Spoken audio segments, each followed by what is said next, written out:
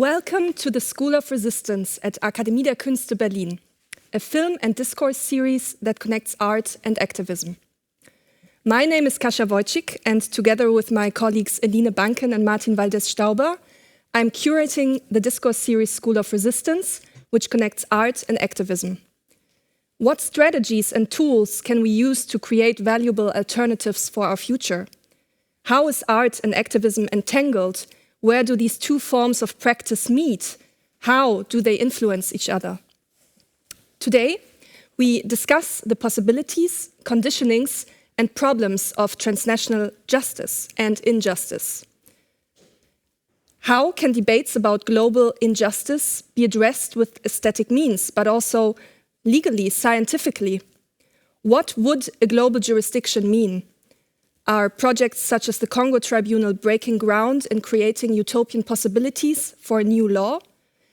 And for that, I'm very proud to speak about this today with two experts of the field in their own practices. And first of all, I would like to introduce the audience to both of them. Miriam Saage-Maaß is a lawyer and the Vice Legal Director at the European Centre for Constitutional and Human Rights, where she coordinates the Business and Human Rights Program. She has worked on various cases against corporations, including proceedings against Lidl relating to the exploitation of workers in Bangladesh and Pakistan, and against companies trading in cotton picked by forced child labor in Uzbekistan. Lara Staal is a researcher, writer, artist, and curator.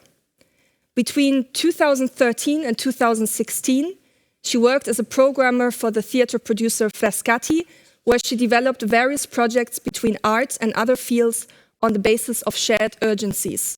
For example, international law, whose law, or out of state. Since 2017, she has been working as a freelance curator in the realm of the performing arts and has realized projects such as The Evening of Anger, together with rapper Gideon Everduim, and Europe on Trial, together with human rights activist Yunus Osman Noor. Since 2018, she is involved at ECCHR with various artistic projects. ECCHR is one of the partners of School of Resistance and producers. Okay, that was a long introduction. But first of all, I would like to start off the conversation by introducing a case that just recently got media attention. In February 2021, the UK Supreme Court granted the residents of the Niger Delta the right to sue Royal Dutch Shell in British courts for environmental pollution. Thus, Nigerian farmers and fishermen can sue the oil company Royal Dutch Shell in English courts for environmental pollution. And I would like to end this introduction with a quote from Donald Pols, who is a director of a Dutch NGO. "This is a warning to all corporations involved in injustices around the world. Victims of pollution, land theft, or exploitation now have a greater chance of winning legal battles against such corporations." Miriam, could you explain about the importance of this case in the field of global law? Because for what I understood in this case was it didn't get that much media attention as it maybe should have.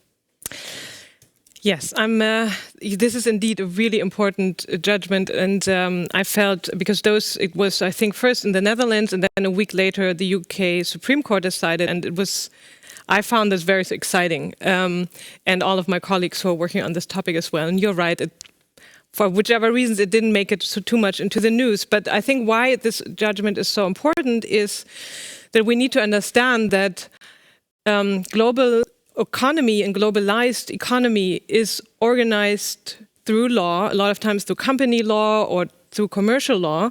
And these laws are particularly made up to outsource responsibility. So under normal company law, Royal Dutch Shell, with its headquarters both in the Netherlands and in the UK, is not supposed to have any responsibility towards what is happening in their subsidiaries in Nigeria.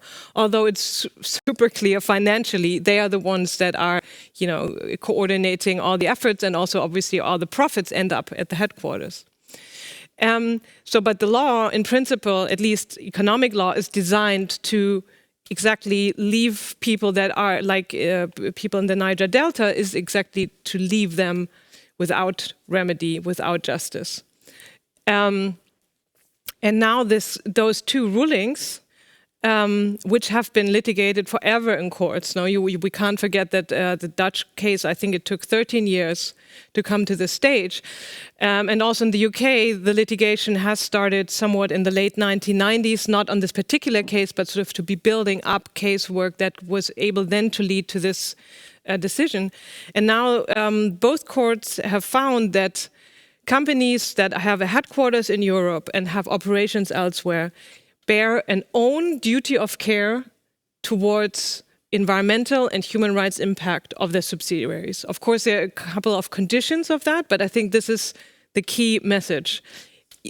Despite the fact that you are organizing yourself through company law so that you don't bear responsibility for all the costs, the human costs, the environmental costs that you create, you do still have your own duty. And if something goes wrong, you may be liable for this. And another aspect that is very important, especially in the UK, is that the court has said we're determining the responsibility by your own policies. And that means company policies, to some extent, are legally relevant, which is, I find, also really important, because normally companies say, oh, well, yeah, we have this wonderful policy on environmental whatever protection. And then you go, oh, well, so what does it mean? And then they say, well, but it's just a policy, you know, it has nothing to, you know, no one can claim a right from this. And at least the Supreme Court has made us an important step in this regard. Thank you for explaining that to me and our audience. And connecting to that, I would really like to know more of the work that the ECCHR is doing. So please, what are you doing? Yeah, so we're mainly lawyers. Not all of us are lawyers, but we also have researchers and people from policy fields. But we're mainly lawyers, and our aim is we want to use law and we want to use legal procedures to counter power. And of course, we are working in the field of human rights. So we are working on cases of torture. We're working on human rights violations at the European borders.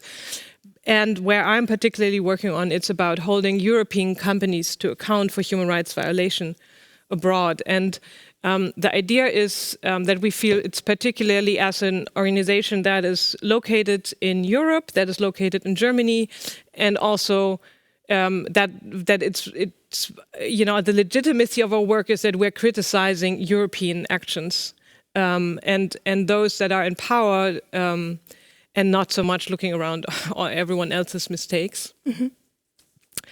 And how we go about this is we have created a wider network of people, organizations that do similar work, or people that are more in activism around the world, in Africa, Latin America, and Asia, and we are regularly discussing certain topics. So we've through those discussions we've come to sort of 3 core areas we are generally working on, and in networks that we are also engaged in.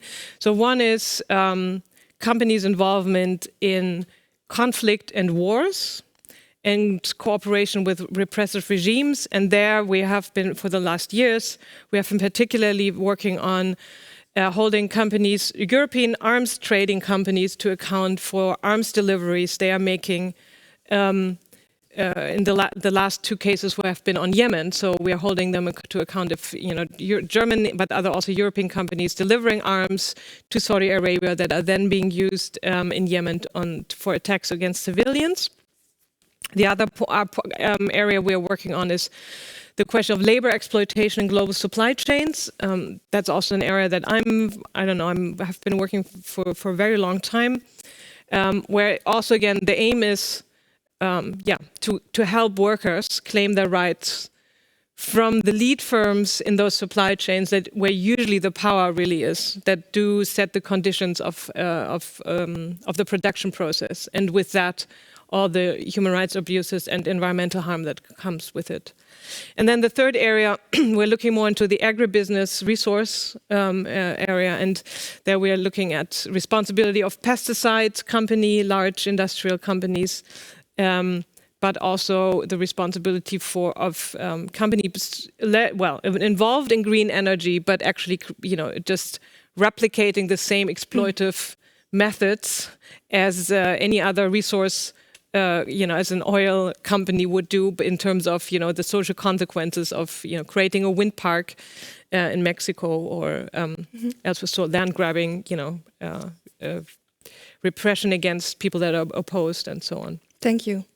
That brings me to my personal question that I have to you, but also to you, Lara, because I think it's a question to all of us and to the audience.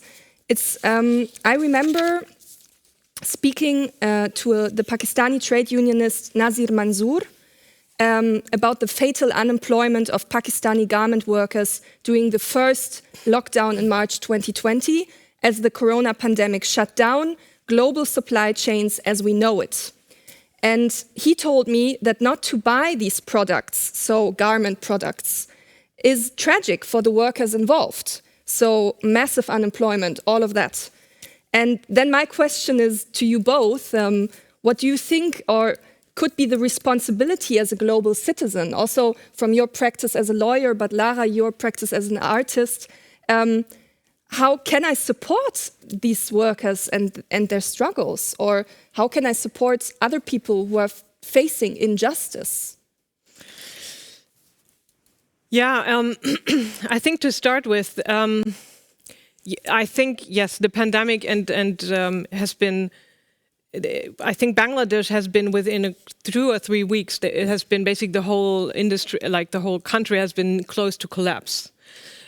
Because as the demand broke down, the textile companies are in such a powerful position that they were just able to say, we're not even paying for goods that are being delivered right now, because we don't want to, because we don't know when we're going to sell them. And it sort of showed so much about the power structures. And we've also looked at contracts, and it was completely illegal. They had no grounds to say that. But just because they can, and they know they're not going to be sued by any of the suppliers, they could. And yes, what this shows is how much we are connected and entangled. And yes, so obviously a boycott of H&M or whoever you want is not the solution, because people's life depends on this. At the same time, I would say, well, I think we need to think about how can a just transition look like, because this system is not, it can't go on like this. We have planetary boundaries. Clothes are getting always cheaper and cheaper.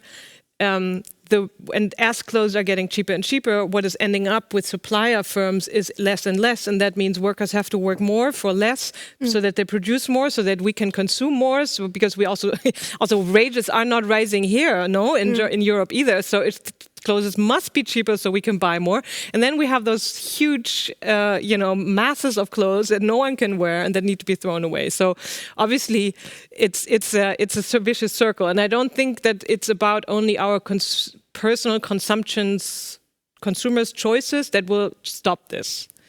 I do think every one of us needs to think about what are my ethics about my consumption. But I think it's a completely neoliberal idea that, I will make the world better by drinking the right coffee or by buying the right clothes or not buying clothes. I don't think that this is the way what we really need is we need structural changes. And therefore, I think it's a lot and leaves us with not ethical consumerism, but much more we need to be politically engaged and probably also try to use our helplessness and our anger that this creates, right? Because I think we can't avoid profiting from exploitation. It's just unless you decide to, completely withdraw yourself from everything. But unless you don't do that, you can't avoid this. And the question, how do we use this, and how do we? And I think, how do we engage? And for example, struggles for better rules. This is something that's being debated currently in a lot of countries in Europe, that we say we want other rules and we want our companies to obey those, so that we don't have. It's not my responsibility which product I buy, so to make sure that it has been hopefully produced under good circumstances. No, so and I think there are other ways of there are some initiatives that create those bounds between workers in Bangladesh and workers also, for example, in H&M shops and so on. Of course, there are those smaller initiatives, but I think in general, we must be understanding ourselves as also political agents and as citizens. That's interesting, Lara. For you, when I am asking about the responsibility of a political citizen, what does that mean for you in the terms of justice? I think I can very much relate to what Miriam just said. I think there's something dangerous about trying to answer this question on an individual level. And I think that's what happens a lot. What do you do? And it's almost this unconscious argument, like if you don't recycle everything, stop buying, well, how can you blame society? Start first with yourself. And I think that's a very dangerous discourse, and it also creates a situation in which we don't feel we can, as people, live responsibility at our governments, live responsibility at the corporations, organize ourselves, create mass protests, etc. Because we're constantly put back into this individual position. So I think that's very dangerous.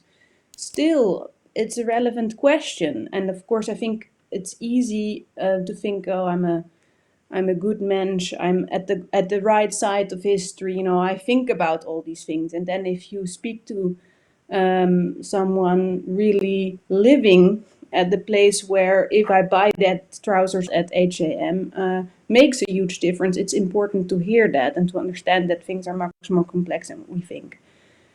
On a very personal level, I cannot buy anything from shops like H&M or Primark or all these horrible things, because it makes me extremely depressed. And I feel that these shops are giving an impression of a world that is impossible to continue. But that's really on a personal level. Like, I don't think I help with that decision or I do something very good. But on a personal level, it is so far from the real reality and from the reality to which we should be heading that I cannot see myself operating in that system, even though I know I operate in it also when I don't buy. Thank you. What I found very interesting, you both spoke about emotions. So you mentioned anger and you like the depression that comes from buying something. So how to use these emotions also in a political sense is something that interests me sometimes. But going now, because our conversation has its time limits, I would like to ask you, Lara, about your artistic work. And in your artistic work, you take a look at law with the tools of theater.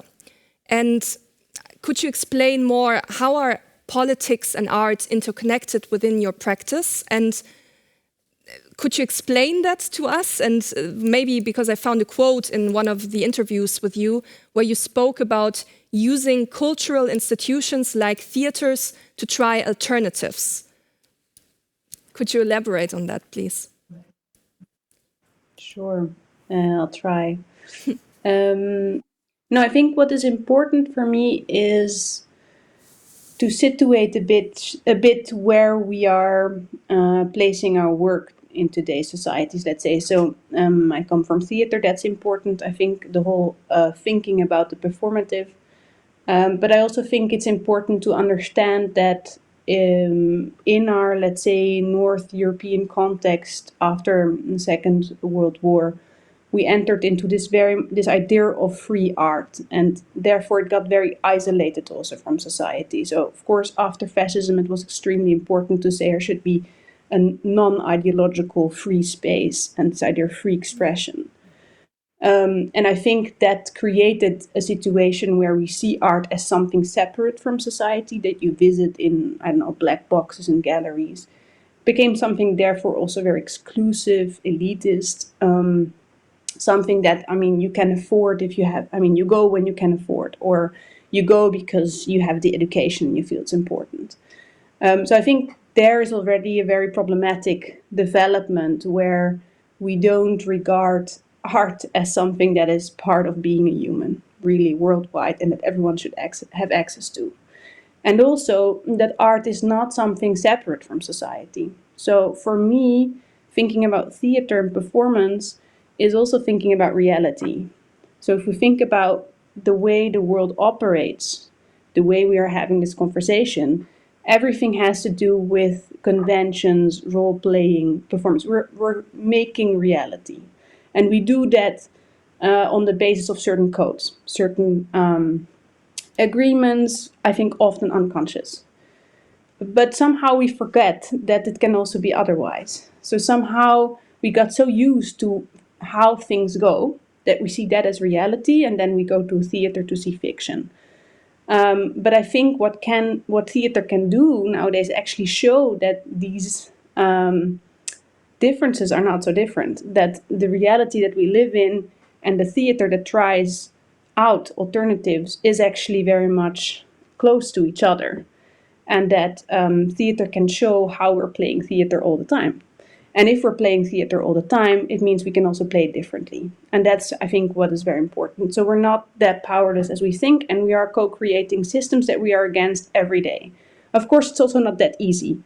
So if it comes to what we've been just speaking about, the injustice in the clothing market is so huge and is so structural. Of course, we don't have the feeling that as an individual we can quickly, by just role playing differently, change the world.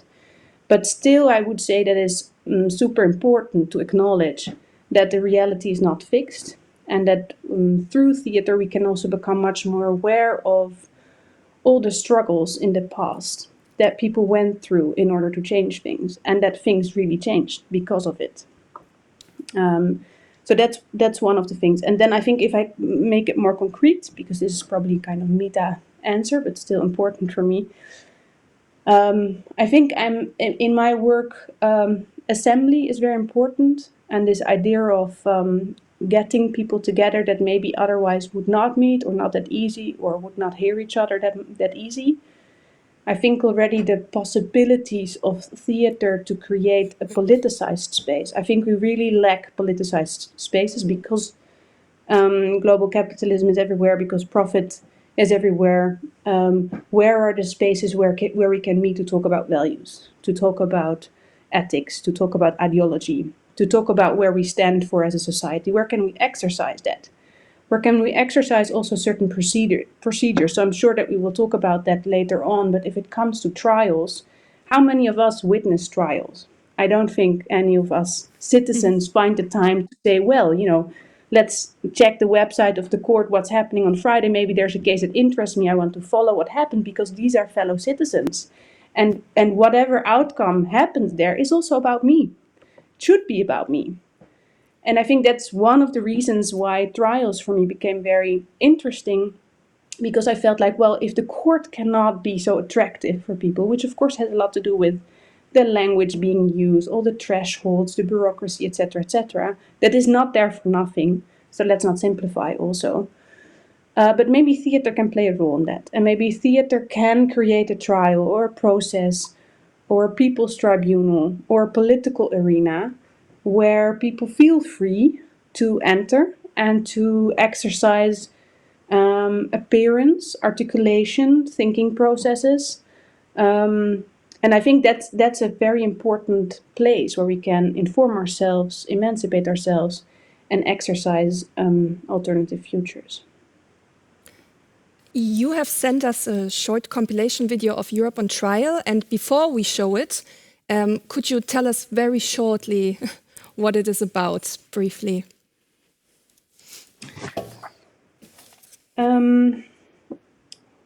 I have been working with a refugee protest group in Amsterdam for a couple of years. They are called We Are Here. And the title is very significant because what their protest was about was that at some point they decided collectively with a group of people to not hide anymore. So there's a systematic system in the Netherlands where people do not get asylum for various reasons, because their identity hasn't been clarified, or because the Netherlands feel their countries are safe, or whatever. But for various reasons cannot be sent back. Traumas, money, visa, whatever. And so they are put back to the street, basically, and with a message to just disappear. And so this protest group was saying at some point, well, we are there, we exist, we are here, we are on the ground of this country, and you should acknowledge that. We're part of your responsibility. Around We Are Here, an organization started here to support, with whom I did several artistic projects, trying to find a way of expressing, let's say, the injustices if it comes to the position of refugees through artistic means. And after one project specifically, me and one of the spokesmen of We Are Here, Yunus Osmanour, had the idea to start a trial and to use theater to be able to start a trial against Europe because of the many deaths in the Mediterranean if it comes to refugees seeking refuge. Of course, this was very much also in the time of the summer of the so-called refugee crisis, a very problematic term. And we were feeling extremely powerless and extremely angry because of what was happening. And we could not believe there was not something like a case against Europe, against the European Union, for closing all these very problematic deals with countries like Libya and Turkey, for pushbacks, for paying guards, Libyan coast guards, for criminalizing captains that were actually trying to save people, etc., etc., etc. I mean, harbors that closed, people on boats for days. We all know these terrible stories. And so we thought, well, we do not have access to something like the International Criminal Court, but we have access to theater. And maybe we can start already suing Europe in a, let's say, fictional space, in the hope that somehow this fiction could haunt reality and could influence reality. And maybe just by speaking it out, something could become possible that maybe people thought before was not possible. Should I say more about the project, how it's been set up? I think that's... Like what you're going to see? First of all, I think that's also a good introduction first. We have time afterwards to discuss more. I'm already seeing questions from the audience. Thank you for that, dear audience. But I would first put on now the video of the project that Lara just described, Europe on Trial. And we'll see each other in some minutes after that again.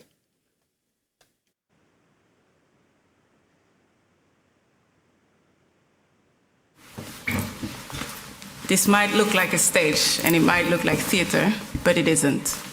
It might look like a performance, but it's really about addressing the real issues and the real challenges. There is no lawyer that will defend Europe. The speakers will all temporarily step into the shoes of expert witnesses, defense lawyer or prosecutor. But the most important role is reserved for you, the audience, the jury, but also the accused as citizens of Europe. Today I'm standing in front of you to accuse Europe of violations to human rights with regards to its asylum policies. I accuse the European Union of sending people back to places they've so desperately tried to flee, for being obsessed by statistics instead of ethics. Nobody chooses to be a refugee. I would say that by asking the European Union to live up to its moral obligations, we should be very careful in a time of mass migration, in a time of disruption of many countries surrounding Europe, to safeguard the moral middle ground and not overstating, attributing guilt. Are we willing to do as much as we possibly can? And the answer can only be yes or no, and it cannot be yes, but. Say aye. I call upon the indictment of Europe for colonialism. And before we think it's a thing of the past, let us remember of the ever-morphing neo-colonial practices of political control, occupation, economic exploitation, and a multinational corporation. Say aye. I call upon the indictment of Europe for structural adjustment programs, constant growth, growth, growth, growth, growth, growth. At what cost? At all costs. Immigrants have become a political capital of sorts for political parties. It's politically more sound to keep a problem in place than to actually solve it. I come by a boat. I never had a passport in my life. I lost the possibility to live a normal life because I'm just not good on telling my story. I stand before you because the Dutch asylum system has failed me. My interview was a very big challenge to me because the questions that were really asked, most of them were very intimate. I belong to the LGBT community. Where I come from, in our daily life, we don't normally talk about the kind of people we are. I stand here in front of you as a witness in a court case. A contemporary witness gives an account of time he or she has experienced and which now passed into history. I cannot tell about the time I have experienced, but I can tell about the time I have not experienced, the time that was stolen from me. The real effect of asylum law, among others, is the intentional prolonging of the periods of time in which certain people are dependent. Europe completely drained Africa and the Middle East, drained it from resources, drained it from able bodies. Time is money. They drained it from time. This is the debt that Europe owes everyone around it. And while there were no actors in this trial today and we're standing in the historical court building of Amsterdam, we might see this event as artistic, or in other words, not real.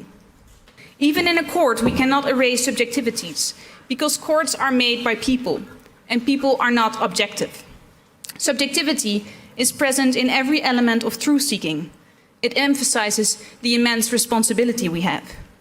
Proven chosen here today is quite harsh, guilty or not guilty. If you stand up, it's guilty. If you sit, it's not guilty.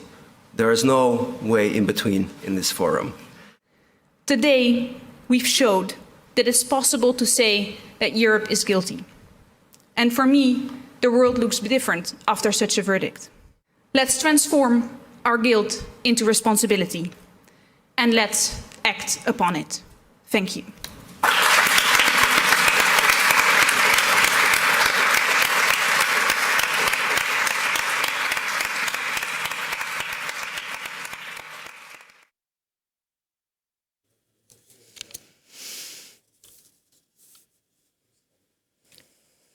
So for me, the interesting question, and for our audience too, is, Lara, how can art transgress art in the sense that it becomes reality? So that is a question from the audience. And could you answer to that?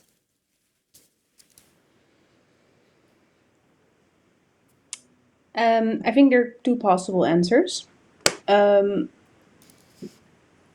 One of it, sorry, I'm sometimes a bit confused because sometimes I see myself double in the screen and then you come back. So now you're back, that's great. That's sometimes a bit... I think there are two possible answers. One of it is a more abstract and complex answer, and that is that I think that we're very used in our thinking in general, if it comes to art or otherwise, to think into very clear ideas of quantified impact. So the question is always, what was the impact? How did you change your world? How has reality been changed? And I think that's a bit of a risky approach, although of course it's important to keep on asking it, because it could be easy also saying like, well, you know, everything changes always and we don't know how. But it's a risky approach because I don't think that's how democracies work. And I think that's also not how history worked. And I think we can see that. So I think at the basis of a lot of things that change in history, there have been multiple struggles. It's almost never a linear story. It's almost never the story of one hero deciding something and then masses of people would follow, and then for days there was a process, and then bam, there was a new law. It's almost never the case. It's after years of hard struggle, invisible struggle, precarious struggle. And the moment that is right and that the society is really able to put so much pressure that there's really a change, is not something you can direct or organize top down, and is something that makes us often forget all the hard work that has been done years before. So I think it's a bit the same with an art project, that it is difficult to tell how Europe on Trial changed anything, because it's often processes that are also invisible. So it's often about many conversations that happened afterwards. People seeing a work, people participating, people then continuing certain things, ideas that are generated through a project. So it's in that sense, hopefully every project creates some sort of change, and that's not always seeable or quantifiable. I think that's, which doesn't mean it was not useful. I think that's one part of the answer. And the other part of the answer is that I think that it's very important to form alliances. So I think one of the consequences of this idea that art should be autonomous or free expression or in a free, non-politicized space is that we artists often work alone or feel that we are the real creators and we have the imagination and we come up with these fantastic ideas. And that's really something for me personally that's interested in political art, is a reason really to see artistic works as something that always are in alliance or in collaboration with other organizations, with political organizations, with NGOs, with legal organizations. And that it's very important that if we are serious about ourselves, that first of all, we cannot solve the problem by ourselves. Second of all, artistic production is often very precarious, very, I don't know, it's one moment, one subsidy, never enough, people overwork, blah, blah. So it's very important to have strong institutions that are able also to create more sustainable work or lines or continue the work afterwards. You need expertise. You need people. So what is great, I think that something that artists can do is this role of the amateur, right? I'm not a lawyer, but I'm interested in law and I'm interested in trials, and I'll just try to create my own trial. And of course, I've been speaking to lawyers and to experts, but because I'm an amateur, I can have this bluntness. I can just do it and try to change it from within, because I don't have all the rules and all the details in mind. And that's something good. But on the same time, I need someone that tells me, well, what you're now going to do is very problematic. Or here, I see a lot of potential, you should just go deeper. So I think my critical point after Europe on Trial was that it was not embedded enough. And that it's very important that if you're serious about your political aims, that you really start to collaborate from the beginning. Yes, thank you, Lara. So for me, the question also was, in your project, Europe on Trial, putting Europe on trial is different than work you do, Miriam, in ECCHR. It's more of a symbolic accuse of a whole community. And this is a question now to you both, because we see the atrocities that are happening at European borders. We know about them. And can we put Europe on trial? First of all, that for you, Miriam? Yeah, there are a couple of that actually realized into actually real legal actions, and but I would say no, you cannot put Europe on trial, because in law a lot of times you do need to you need to have a very fine argument on attributing responsibilities, and I think as law is made up, I don't think law would have to be this way, but at the moment as it is made up, there are a number of barriers to arguing this. But still, I think sort of on how we try to go about this is to say we want to stay within the boundaries of law and sort of the a variety of legal arguments you can use, but then, push the law a step beyond that. And sort of to say, because we do want to be taken seriously in the sense of that this is a case that everyone really needs to look into seriously, that, the judges cannot just dismiss and say, oh, this has just been made for publicity. But again, to be still thinking is how can you go a step further with that? Yeah. Which is interesting because art can actually do this also. Yes, and I think I really liked what Lara just said, because I think also this idea of creating a space where you can think about something alternatively, or where you can say, the future could be different. And I think this is very much also how I would see our cases, because it's we actually also have the same debate. So of course, critical lawyers say, oh, what do you think? What is, is law ever changing reality? Is not using the law, meaning reinforcing the whole system and reinforcing power structures, And to some extent it is. And then the question is, so can law ever be emancipatory? Can you ever use it for something different? And then I would say, well, I'm also not really sure. Not one case, even if it's one, is not going to change everything. And I also think it's exactly this, you need to work in broader alliances. It cannot be just the experts on law. It must be political actors, it must be people on the ground. People must be, the claimants need to have, I think, at best know what their political goal is actually also beyond this. Why do they want to go to court? What is it that they want to claim there? Not just to hope to get justice because our justice system is, difficult and often not, giving justice, but but that you can work with why you're bringing this forth. And I think so. One example is the case we've been doing with Pakistani workers that have lost family members in a large factory fire in Pakistan in 2012, and they went to the court of Dortmund in Germany and claiming compensation from the retailer that had ordered the jeans that their children were producing and that died then in the fire. And I think this moment, there's everything. The law says we're all equal, which in reality they are not equal. But this, this woman and those other, like Saida Khatun and the other three claimants, they are able to go to court and say, for this one moment, imagine what would the world look like if every Pakistani worker could go to the court of Dortmund and claim their rights for every rights violation, if that was standard. And then if it was standard, that actually KIK does bear responsibility, that they actually do have to care what is happening and that they do need to make up for the costs that their production causes, the real costs, not just the little money they pay for the product. And I think sort of, you have this also in this courtroom, and it's of course asking this question and say it could be different, and she could win now. We've laid out even legal arguments why this would be possible to do, and we know why judges refrain from doing this and don't want to do this, and how the company defends. But I think it's also this creating something that you can think differently about power relationships, about justice, and about how powerful actors should be held to account. And Lara, in that sense, sorry. Please No, go on.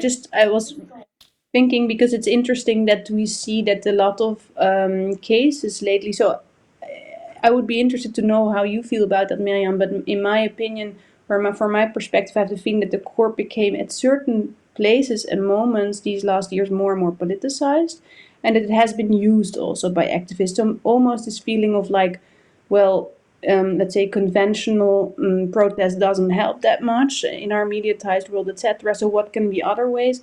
So if we look at the Urgenda case in the Netherlands, for example, where the Netherlands was sued because they don't actually live up to their own promises if it comes to climate change. The Shell case, that's quite interesting. Let's say, and I know that in the Netherlands there is this huge debate of, oh, this is very problematic, our trias politica, and the court should be neutral, and now it gets politicized.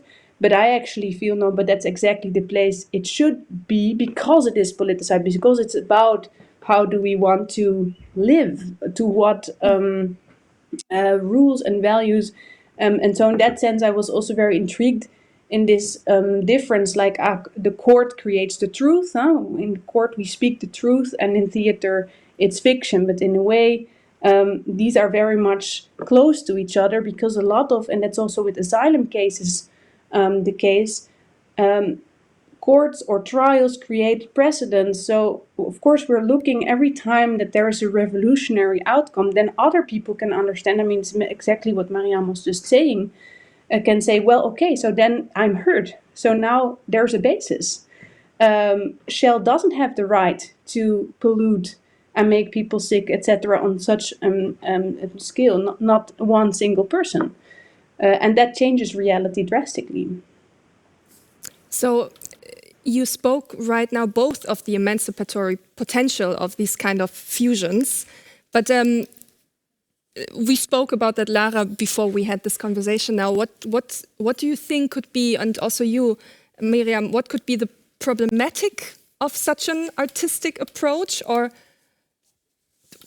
where we don't really know where's the fiction, where's the reality?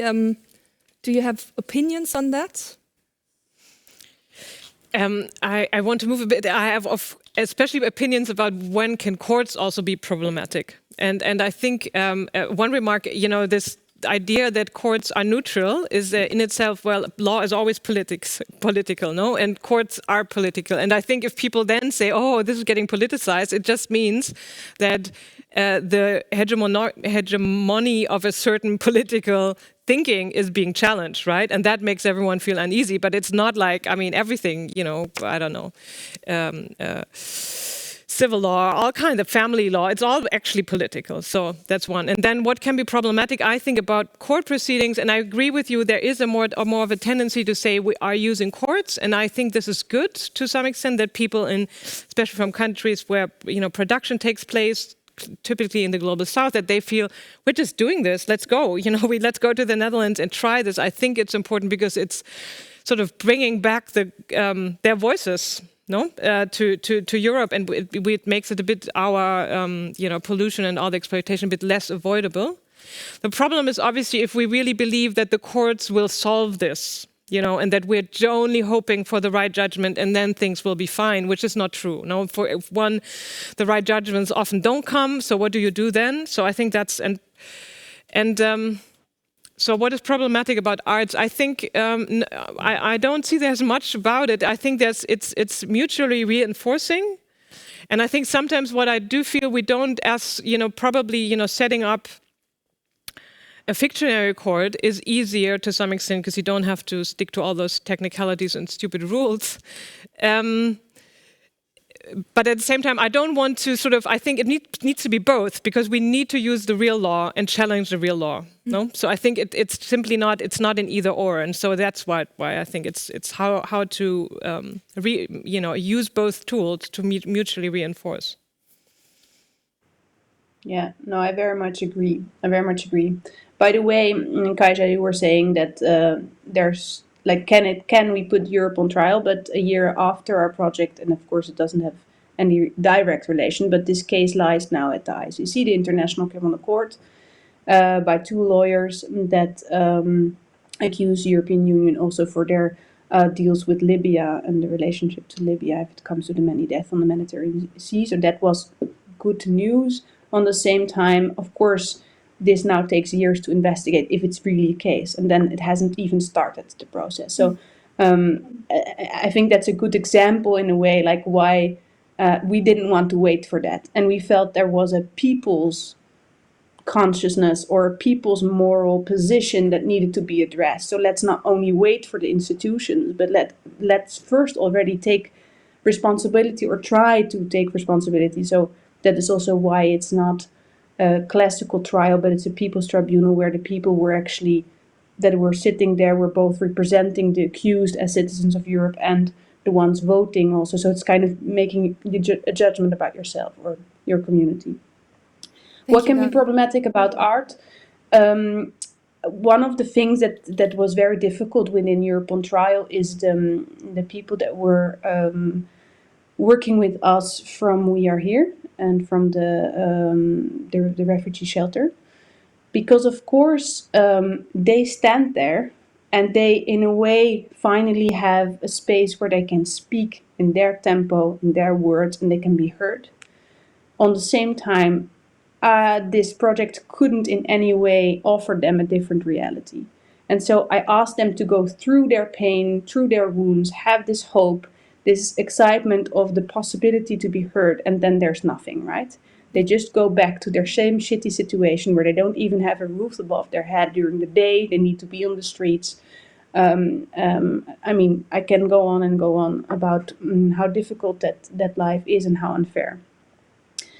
And I think that's why I wouldn't do this again without stronger partners, because you need aftercare and you need to offer some sort of perspective and you need to invest. If you're serious about it and you ask them to trust you and to share their stories, you need to offer them something. And I think this was a very precarious project on a lot of levels. There wasn't enough money, resources, blah blah, and that's not. Then it becomes a dangerous thing, and I think we handled it well in the way we could, but ideally, parallelly, you should invest in a real case course, right? Yeah, absolutely.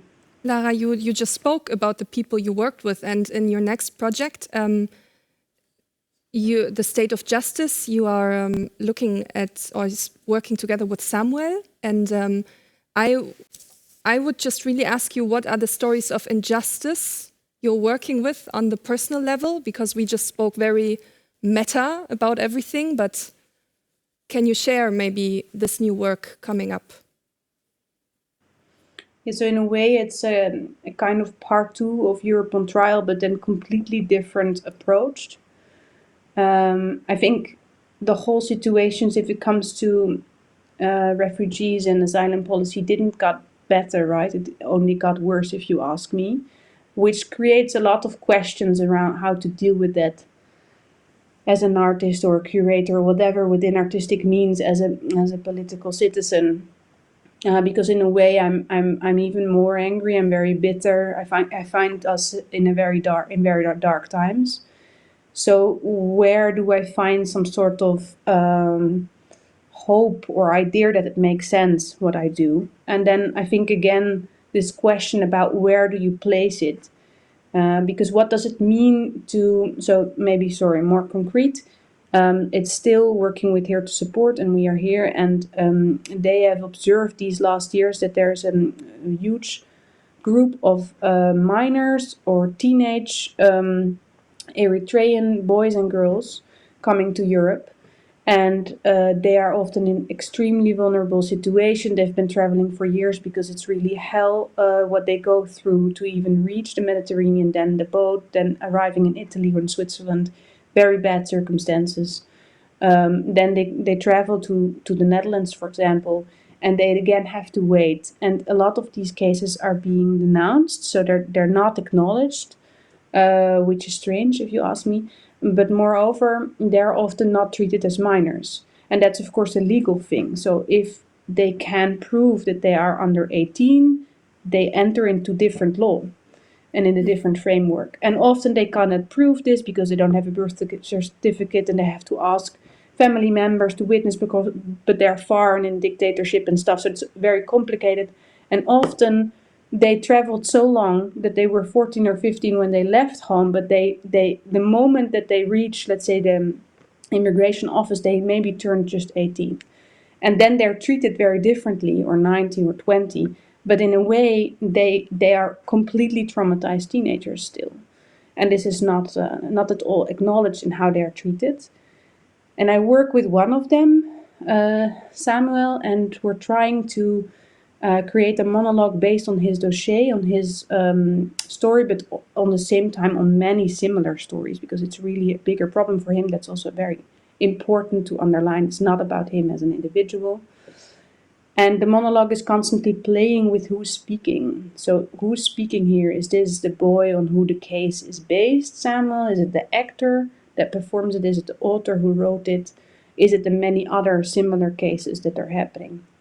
And therefore it's trying to raise many questions about how it's possible that such a case in Europe, because it's called the state of justice, but we're kind of working with this metaphor of a failed court. So for us, the law system completely fails, the asylum system completely fails on people like him. And if you look at him, and he is a beautiful, young, very light presence, and he would never say a text like I've written for him. And I deliberately play with this huge discrepancy between all the hope that he as an 18-year-old have and all these huge dark things that happened to him. And he's still standing there.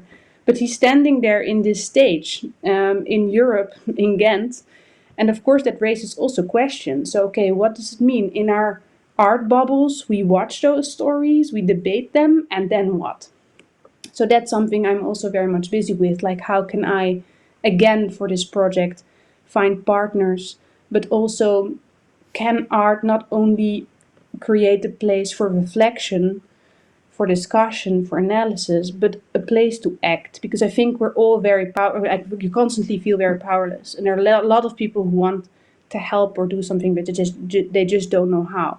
Can we use our artistic imagination to just really make space to act, even if it's a small gesture, to somehow balance this complete discrepancy between all these things we know about the extreme injustice our system, and I think Miriam expressed it really beautiful, and it's huge confrontation. So our entire system in the global north is based on exploitation constantly, historically, presently. And that's just very hard to live with. So we are in this schizophrenia where we're trying to forget often that that's the case. But I think it would almost be some sort of collective therapy if we could somehow place this knowledge that we have together with action. Because that's really what we are longing for. I think we want to change, but we feel very powerless. And we're not that powerless, I hope, still. Yes, for me, I always try to end or find an end to conversations like this with a sense of hope. And you spoke about the artistic imagination of projects like you're doing. Tonight, later, we will show in this series the Congo Tribunal, which you both know, and a project by Milo Rau and the IIPM, which tries to recreate justice in a theatrical trial. And as you're both closely connected to this project, I would really like to hear your opinions on this project, and maybe also, the hope it may give, or so please. Miriam.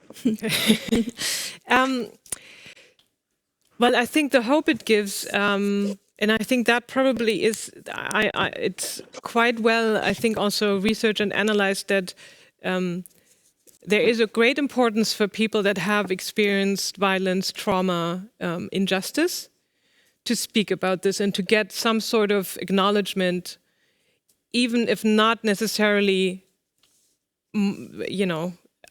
much follows. So I think this being able to speak about it and have witnesses that actually hear this, I think has in itself a value. And I think that's at least what also when I talk to people, I always get also that sense. I know for Saida Khatun, she was of course disappointed that the court didn't allow her case to go forward, but I know it meant a lot to her to be in Germany and to speak to people and to meet people and to also to see that there are also people that care. No, so obviously it doesn't. And you're right. We need to think more about how can something still improve and change in the situation. But I think lives can also be touched through this, and I think also people can. I think they've always had dignity, but probably they can experience their own dignity in a deeper sense or in a different sense. No. But what I like about the Congo Tribunal is, and I think that's really, you can say this is the advantage of using art, is that it was able to, I think it is able to show connections and to make the audience understand the problems, the conflicts that evolve in Congo and how they're connected to us in a much broader sense than Well, I felt because it's you can experience it more. I think that's even better than reading, an article in a newspaper or in a journal, and definitely better than in a court case. Because I think in court you need to be so, you're also creating a narrative, obviously, but it must be so narrowed down to what is important to fit the criteria of this law and how do you prove this. No, so it's quite, and so you always narrow the story down. And I think we are always struggling with this. That we feel like, well, we want to make people understand the context of this. What is really, and I think this is what this film really beautifully shows, and I feel like, I personally felt like I understand so much better really how things work, and why people are trapped in the situations they are, and also on how power works in this. Yes, no, I very much agree that I think there's something very important. Probably that's maybe something you could better judge, Miriam, but probably also the fact that it was an art movie helped politically making it possible, because so that's one advantage of the fact that we think art doesn't have any power, and every nice country wants to do something with art and show that, well, we have a critical voice. One of the good things of that is that, of course, well, it's just an art project, why bother? And then actually very political things can happen, and that can have also an impact later. And I think this aspect that Miriam just said about storytelling, and that you can take a freedom. Therefore, for example, for me, it's extremely important to work with artists and spoken word artists also in fictional court, so to say, or in assemblies, is that I think there's something about the Speech Act that can have much wider reach, and that's very important. In a way, I would love to look at cases and judicial procedures with artists, if it comes to dramaturgy, if it comes to rhetorics, because I think there's something that can be more accessible, and then the political aspects can be also much more part of the debate. And then you would have probably much more porous walls between what's happening in court and what's happening in society. And I think that's very important. And I think the Congo Tribunal does that very beautifully. I think it's a beautiful example of how an art project can have real impact, not only for the people being heard, etc., but there was this governor that really resigned. So, I mean, that's huge. It does also raises questions, like it means that Milo Rau, as a white Swiss male director, needed to, during the procedure, make friends with all sides, with both parties, right? He had to gain the trust from both sides in order to make the procedure happening. And I find that interesting and problematic, and it still keeps me busy in a way. He needed to gain the trust of that governor, and he was able to, and it was actually very important, because that made it possible for the people there to really share their rage, right? Through the people, because that's often what happens, I think, in our art projects, is like, why are the people responsible not sitting here? We don't get the people from the big corporations. We don't get the right-wing voters in our spaces, right? So we talk about them, but we want to speak to them in their face. We want to, and it's important. And I think so it's both, let's say, something I admire extremely within the Congo Tribunal project. And I also still keep on questioning what it means morally. And maybe there's something about this outsider's position that Milo had that made that possible. And maybe having privilege also means that, okay, you need to sometimes step over your own ideological position for a greater good. That would be, let's say, I agree with that. And then I have a question if it comes to the way the project has been crediting and the way the project has been placed into the world. I sometimes feel that we are still very much in an art system that creates this kind of Milo Rau artist doing this, whereas it's so clear, and then we come back to alliances, that many people worked on it, many Congolese people, many organizations, many lawyers. Miriam was involved, so many others. So, I mean, I feel sometimes that these kind of projects could also be emancipatory in that sense. This was not a single man's project, even though he's super important and he should be there. but it's a collective project, and that made it possible, and it made it also possible to have this huge impact.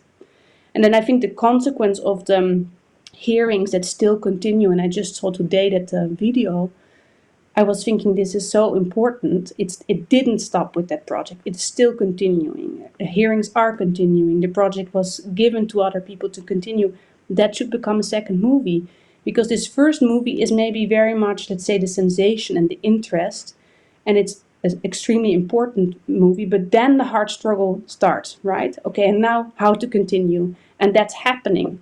And I would love a movie with the same amount of attention for that process as well. Thank you.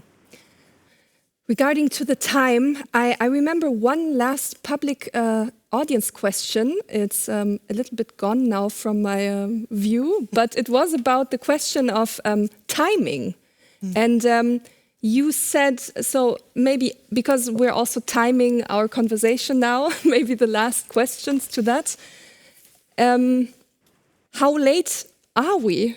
So like we're doing all of this and but yeah, what is the idea of timing in the art or the practice you do, and what has to, do you understand my question, or should I rephrase that?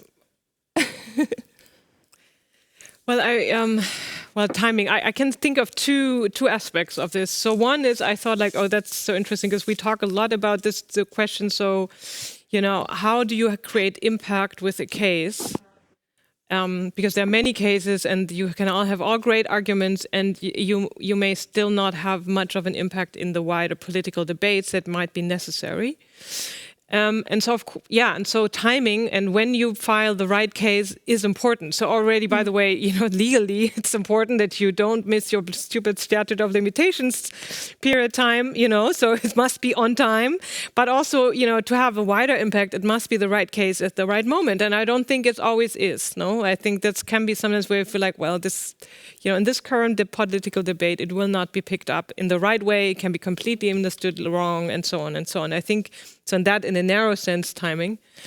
And I don't know if you meant timing in the sense, of course, if you think this in, you know, in terms of climate justice or the climate crisis we're in, well, if you listen and believe the scientists, obviously we have no time. But then I also feel like, well, this is not a political. We can't work with this politically, you know, because we cannot pretend. I mean, the world will probably become devastated and everything will be terrible, but we can't live on the assumption we only have 7 years and what then, you know. So I would say that in that regard, if you think this more, you know, we need to continue fights, and as Lara also said, it's a lot of times it takes long time and it takes much time, and probably a lot of changes have happened in history also too late, for many people too late, right? So in that regard, yes, it's important to have a sense of urgency. And at the same time, I feel if you create too much urgency, it takes away political thinking, because we, you know, if there's not enough time, then should we stop doing what we do today? I mean, you know, I feel like it paralyzes also to some extent. You know, I understand, yes, you can also drive people with urgency into political action, but I feel like it's not the best concept if you think in timing in terms of urgency. I can very much relate again to what Miriam is saying. So I can only add things. I think timing is within political art or within a case extremely important indeed, like Miriam is saying. So if you study why certain momentum, certain moments became very political or resulted in a mass protest, for example, it has to do with timing. But the complicated thing is that you cannot always predict that also. So that's, of course, I think the beautiful and frustrating thing with democracy. We are all together co-creating it, and we're not marionettes that you can direct from top down. So timing cannot be completely directed from above. You can have an intuition. This is a good moment. It touches upon topics that are, but I mean, I was very surprised with the European trial project that it didn't raise much more. I mean, we had attention, sure, but it could have been much more. And I was very surprised also because we were living this after summer refugee crisis thing, and it was very much in people's minds. So why didn't it become a bigger thing, or not big enough in my taste? Very difficult to understand. Yeah, many reasons probably. And I think this whole thing of attention, we're in this kind of attention society, all competing for attention, all competing for the attention of journalists, completely feeling dependent on journalists in order to have some sort of impact, which is also terrible. So sometimes it also helps me to think, you know what, you do something because you feel it's urgent, connected to other people's urgencies, and you feel, well, at least for us this makes sense, and it would be beautiful if it, you know, the bomb bursts and it gets, you know, infected, and so many other people will come along, and if not, it doesn't mean it was useless. Because in the end, I agree with Miriam, like you can wait forever or the right moment, but we're anyway too late, and indeed that doesn't help. So I think this feeling of we're too late already, which I think is very strong for certain of us, for some of us, is more paralyzing. Although it's still, I mean, it can be effective, I think, because a lot of people are still so much busy with short term, it's not imaginable how that is still possible. So it's not a completely useless concept, but we need to make it productive, and things cost time.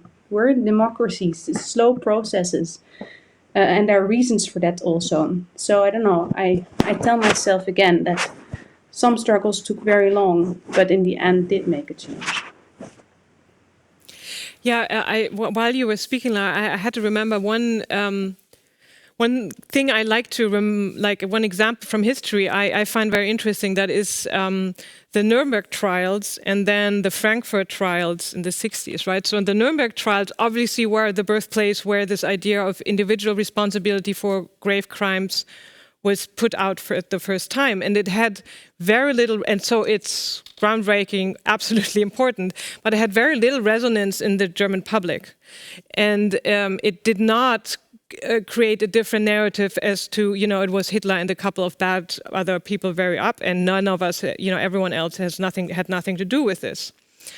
And then obviously it took until the mid-60s that the Frankfurt trials could start, and obviously they happened also not. It was not just Fritz Bauer as a prosecutor putting this case together. Obviously, it was Frankfurt. It was a particular point in time.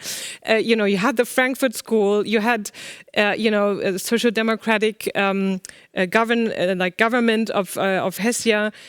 And so it took all those circumstances, and that trial really had an important influence on the German debate and perception of everyone's and basically ordinary people's responsibility, you know. And so I think that's, and obviously in between Nuremberg and Frankfurt, there was people worked on this. Fritz Bauer has been working for this for a long time, and he was not alone, no. So and so I think again also not alone, larger constellations, and I think that is where I find, like, well, you know, so at a certain point in time, work can have, or for me it was, you know, law and legal procedures can really have an impact on a wider and really change realities, I would say. But obviously, you know, it's not plannable, as you've put this also out well, you know, and we can't know exactly always, no? Thank you, Miriam. Lara, Miriam, I took a lot from this conversation, and I'm very happy that you both met today. And thank you to the audience for asking these very also important questions. At 7 p.m. Berlin time, we will show this before mentioned Congo Tribunal.